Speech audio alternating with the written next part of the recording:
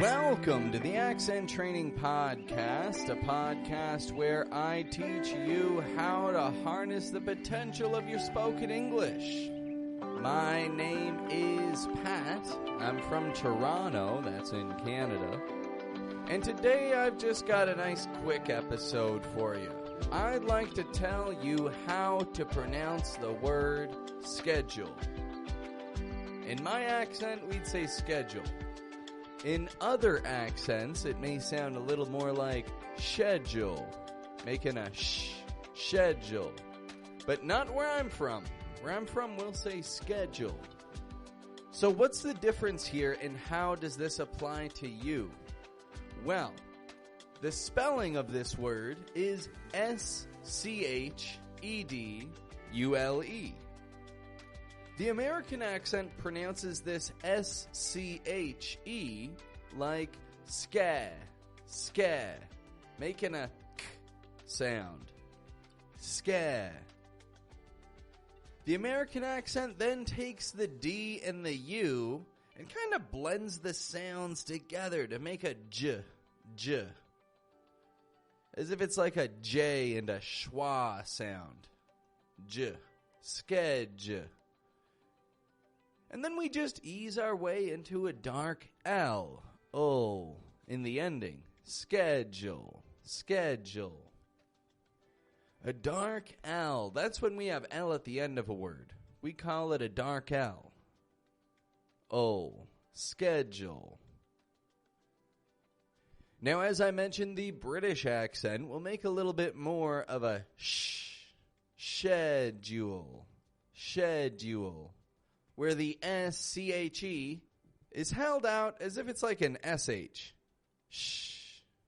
However, the D and the U are still making that blended kind of Jill sound, followed by a dark L. Oh, Joel. In the British accent. Schedule. Schedule.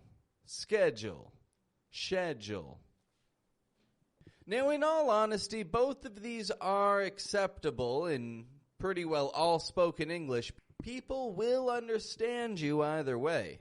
However, I'd recommend considering who you're communicating with. If you're speaking with someone from the United Kingdom, go with schedule. Nothing wrong with that. You're communicating using the words that they would use. If you're speaking to an American or a Canadian like me, schedule, getting that ke sound, will serve you well. So how do we use schedule? Well, the word schedule is used as either a verb, like I'll schedule that, which is to say I'll add it to my schedule, where it's used as a noun. Let me schedule that into my schedule. At this point, as a noun, your schedule is the method that you use to keep track of your duties throughout the week. When I tell somebody I'll schedule that in, or let me check my schedule, I'm usually checking Google Calendars. But for other people, it could be a physical booklet, which they write down notes, where they write down the tasks that they need to complete. Now, there is a theoretical schedule as well. When we refer to a schedule as a means of marking time. In these cases, we can either be ahead of schedule, behind schedule, or on schedule. Now, as a noun, we're often ahead of schedule, behind schedule, or on schedule. If we're ahead of schedule, then we've likely seen more progress in something than was initially expected. We're moving quicker than we had planned. It is certainly preferable to be ahead of schedule. For example, right now I'm recording a podcast episode early so that I can have it out ahead of schedule. If I didn't do this, I may fall behind schedule. And then I wouldn't get my episode out on a Tuesday like I like to do. Better to stay ahead of schedule. And now, as I just mentioned, we also sometimes fall behind schedule. Sometimes this podcast is behind schedule. You know, I'll take on more work than I can handle. and then my work comes out behind schedule. Have you ever fallen behind schedule? I'm sure you have. We all have. It never feels nice to be behind schedule, but it does teach us a lesson to help us be on schedule in the future. And that is our final use of schedule that we'll talk about today, on schedule. Things are running on schedule.